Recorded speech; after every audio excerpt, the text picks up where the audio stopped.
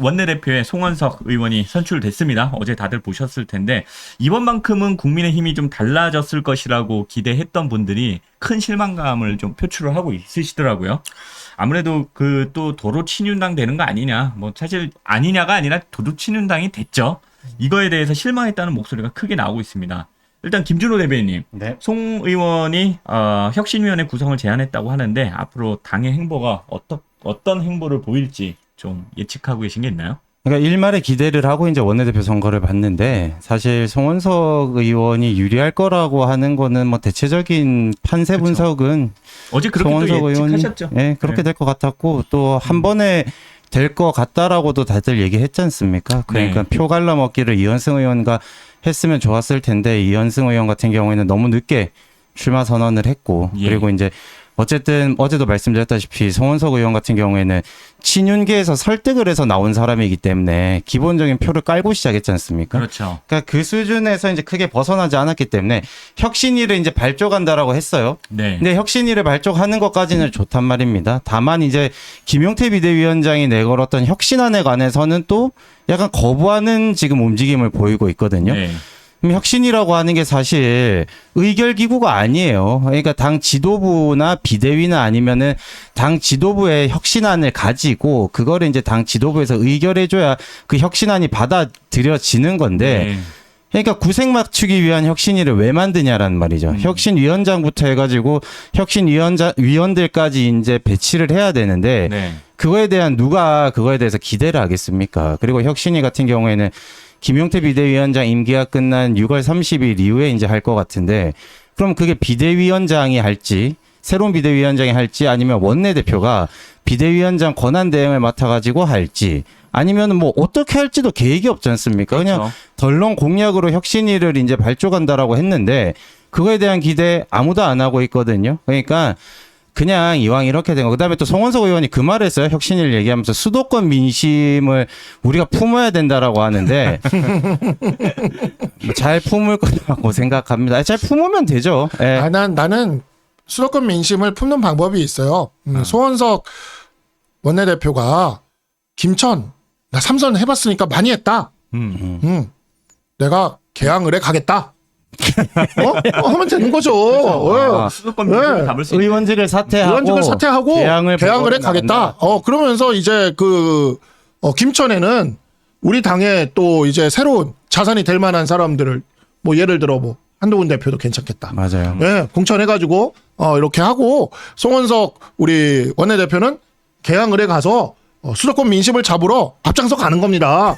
기재부 차관 출신의 아주 에이스 아니십니까? 원내대표가. 예, 원내대표까지 하셨던 분이고 이런 분이 인천에 와서 인천 상륙작전을 해주셔야 우리 당의 수도권 민심을 잡을 수 있다. 내려놓지 않고 뭘 하겠냐라는 생각이 듭니다. 진짜 혁신이에요. 혁신이죠, 혁신. 김천하면은 김밥 천국밖에 생각이 안 나요. 그거 이제 김천에 뭐 한동훈 대표가 됐던 뭐 아니면 뭐 이런 분들 공천해가지고 하라 그러고 나가라 그러고 본인은 수도권 민심 잡기 위해 나는 인천 개항을 이재명의 거기를 가겠다라고 이렇게 선언하고 와. 하시면 어떨까? 그러니까 혁신을 하라고 하면 이분들은 혁신을 하지 않고 혁신위원회를 만들고 거기서 끝나요.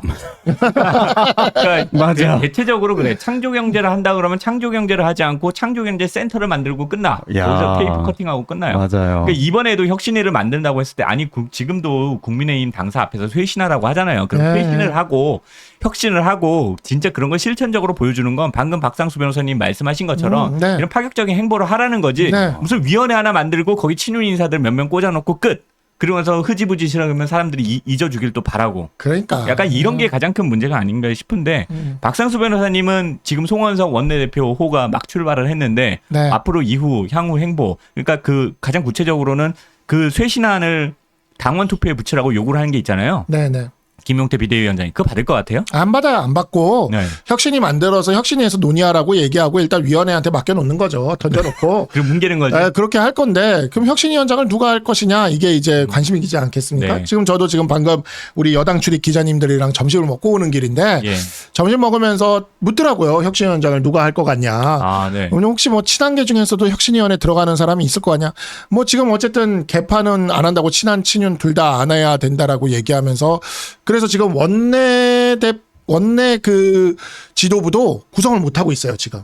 제가 듣는 말로는 뭐 친한 친윤 둘 다 뭐 해서는 안 돼서 사람을 구할 수가 없다는 것 같아요. 그래서 지금 네. 박수민 원내 대변인이 오늘 아침에도 백브를 했거든요. 네. 그러니까 이제 그냥 권성동 때 그 사람들이 그냥 계속 하고 있어요. 네. 권성동 원내대표 때 사람들이 그렇죠. 계속 하고 있는데 뭐 그래서 친한 친윤 둘 다 안 된다라고 이야기를 하는 소리는 그냥 기존 사람들이 다 찐윤이기 때문에 네. 그냥 우리 찐윤이 계속 기존 사람들이 하겠다 이거거든요. 그래서 사실 그런 거 혁신위원회로 약간 그거로 그래 뭐 시간 비슷비슷해요. 끌면서 혁신이도 이제 하는 비슷하게 것처럼. 하는 것처럼 할 건데 네. 문제는 이제 혁신위원들도 친한 친윤 다 안 해야 된다라고 얘기를 할 거니까 아마 사람을 구하기가 되게 힘들 거예요. 네. 그래서 제가 그럴 거다라고 기자님한테 얘기했더니 그러면은 누가 혁신위원장이나 위원이 될 것 같냐. 그래도 생각하시는 분이 있지 않냐 저한테 묻길래 네. 제가 우리 당이 이럴 때마다 우리 당을 구한 성씨가 있다. 누굽니까? 그러니까 과거에 임명진 목사, 네. 그다음에 김기현 대표 때 인요한 혁신위원장. 네. 인시 중에 한번 찾아보셔라. 그랬더니 기자님들이 인시 중에 또 누가 있을까요? 그러니까 그렇게 뭐 많은 성씨는 아니라서 희성이라 그렇긴 하지만 우리 당의 구원 투수가 되던 성씨기 때문에 아마 뭐 두 분과 결을 비슷이 하는 분 중에 한 분이 그 혁신위원장이 되지 않겠느냐라고 얘기했어요. 혁신위원장 최재형 의원 있지 않습니까? 최재형 의원 쓰시면 돼요. 제가 이준석 대표일 때 혁신위원장인 최재형 의원을 모시면서 혁신이 실무를 봤던 보좌진이었거든요. 네네. 혁신이 절대 안 굴러갑니다. 아, 아무리 훌륭하고 세신적인 이미지, 혁신적인 이미지 가지고 있다라고 해도 혁신위원들이 구태면은 혁신위원장은 얼굴마담, 바지 사장하담 마치거든요. 네. 지금 딱 그 모델을 지금 그리고 있을 거예요. 왜냐면은 그 인요한 혁신위원장일 당시에 김기현 대표였지 않습니까? 그땐 시끄러웠어요, 혁신위원회가. 이것저것 강경한 이제 발언이나 말 그대로 혁신 관련돼 가지고 의견을 많이 냈는데 그래서 김기현 대표가 말리고 가서 만나기도 하고 독대도 하고 했지 않습니까? 네. 그렇기 때문에 그런 혁신위원회를 원하지 않을 겁니다. 지금 친윤 지도부는. 그렇기 때문에 최재형 의원이나 아니면 전직 의원 아니면 뭐 국민의힘과 관련된 어른이면서도 약간 쇄신의 이미지를 가지고 있는 분을 지금 섭외 작업할 것 같은데 제가 최재형 의원을 얘기를 꺼냈기 때문에 저분들이 섭외를 더 아마 하기 힘들 수도 있을 거예요. 네. 그리고 최재형 의원은 지난번 한동훈 캠프에 대표 캠프에 또 계셨었잖아요. 네. 선대본부장이 신안으로 분류가 되는 부분은 네. 또 좀 덜하기 때문에 왠지 최재형 의원한테 찾아갈 것 같은데 왜 거기에다가 최재형 의원 자체가 그 의견이 아주 강경하거나 센 사람이 아니거든요. 그분 성정 자체가 대화를 원하고 온화한 분이기 때문에 네. 하다가 아마 흐지부지 될 확률이 높아요. 그러니까 그런 이미지의 사람을 찾을 겁니다. 다만 이제 감사원장이었던 최재형 의원이 만약에 혁신위원장이 된다. 그럼 당의 쇄신을 요구할 수는 있겠죠. 네. 두고 볼 일입니다. 그러니까 당을 좀 더 정체성 강화하는 차원에서 혁신위원장 추경호 어때요? 아니 정말 그분은 비대위원장이니까. 어느 땅에서 온 사람이에요. 아니, 근데 뭐 어차피 이럴 쉬고 거. 계시는 정진석 비서실장 같아요. 아예 그냥 정진석 혁신위원장도 좋다. 예. 아니 뭐 확실한 색깔을 가지게 혁신을 위해서 아니면 아예 혁신위원회 여기 아예 젊게 장해찬 박- 그렇죠. 여기 나오네 댓글도 나오네. 아예 젊게 장해찬 혁신위원장도 나쁘지 않을 것 같다. 예. 혁신위원회 장해찬, 박민영, 전한길, 전효, 고성국 이렇게 하면 그 혁신위원회 넣고 위원장에는 개몽혁신위원회라고 해가지고 김계리 혁신위원장도 나쁘지 않아요. 개몽혁신이 한 편일 것 같은데 저기 한 곳에 모아놓으면은 아마 서태인 날 생각날 거예요. 그렇죠. 욕 파티가 될 수도 있습니다. 정말 가장 저 여기 충격적인 거 있었어. 뭐가 있어요? 혁신위원장 윤석열. 윤석열 윤석열 전 대통령을 혁신위원장으로 모시는. 짓궂으시네. 예. 아주 정말 해악의 민족이에요. 좋습니다. 전광훈 전광훈이요. 자기 옛날에도 임명진도 목사였죠.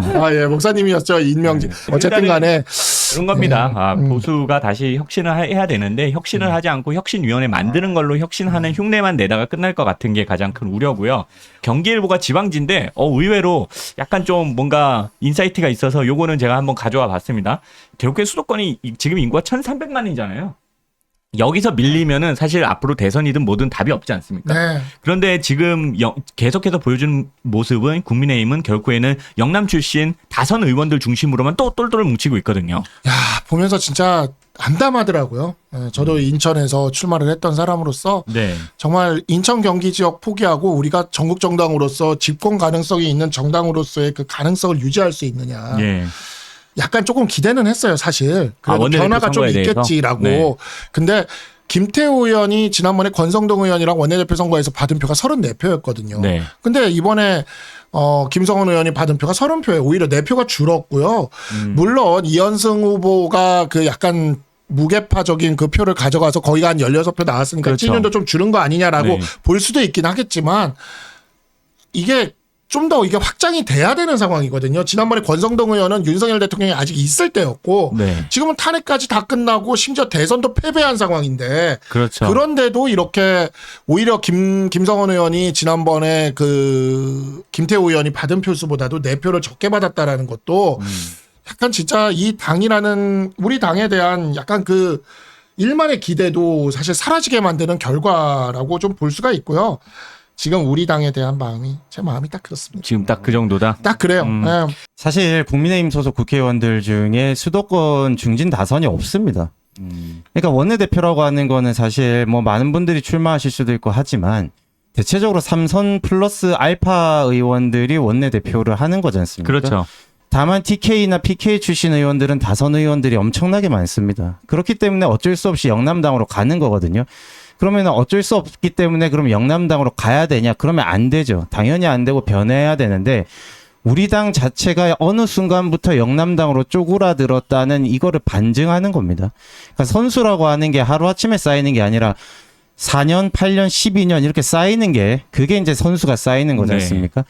수도권에서 국회의원이나 큰 정치인을 키울 수 있는 그 뿌리가 10년 넘게 망가져 버렸다. 그렇기 때문에 영남에 있는 당으로 쪼그라들고 그러면은 왜 영남이 이렇게 영남당화되냐?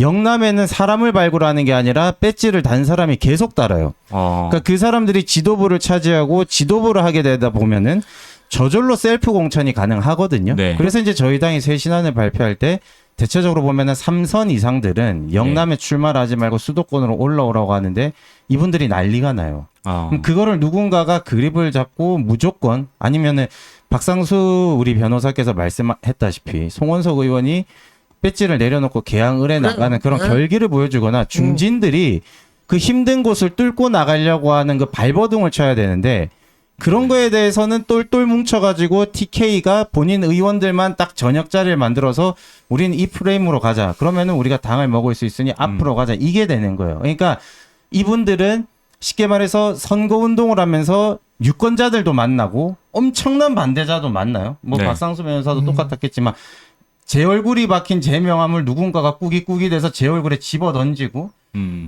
뭐 오늘 하루 완망치고 싶으니까 빨간 잠바 입고 돌아다니지 마라. 기분 나쁘다. 이런 거를 겪어가면서 이겨내면 아 민심이 이렇구나 이걸 그렇지. 들을 수가 맞아요. 있는데 네. 지금 저분들은 선거운동을 안 하지 않습니까? 그렇죠. 공천 받으면 당선이기 때문에.